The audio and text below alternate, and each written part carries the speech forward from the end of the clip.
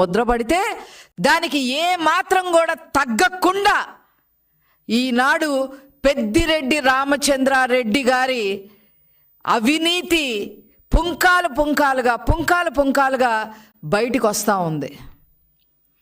ఈ పెద్దిరెడ్డి రామచంద్రారెడ్డి పగలేమో పూజలు, రాత్రంతా కూడా దోపిడీలు.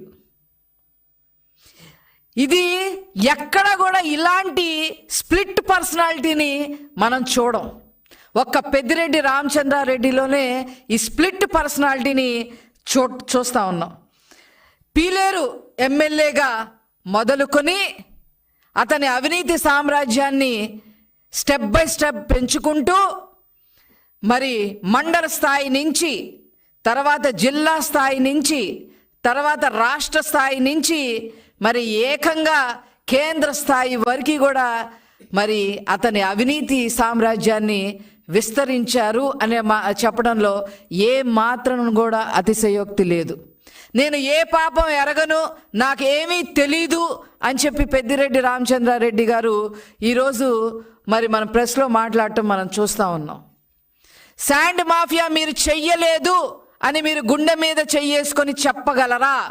ల్యాండ్ మాఫియా మీరు చెయ్యలేదు అని మీరు గుండె మీద చెయ్యేసుకొని చెప్పగలరా?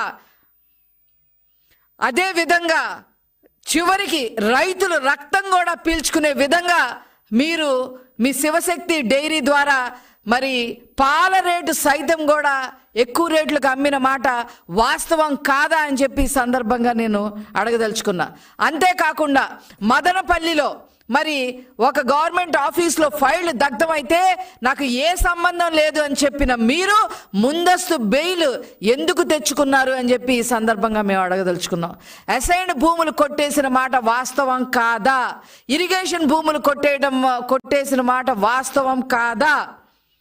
శాండ్ మాఫియాలో కోట్లు సంపాదించి అవినీతి సొమ్మును కూడగొట్టుకుంది వాస్తవం కాదా? ల్యాండ్ మాఫియా ఎక్కడ పడితే అక్కడ ఎకరాలు కొట్టేసి కోట్లు దండుకున్న మాట వాస్తవం కాదా అని చెప్పి ఈ సందర్భంగా నేను అడగదలుచుకున్నా. చిన్న చితగా 1 ఎకరం దగ్గర నుంచి 1000 ఎకరాలు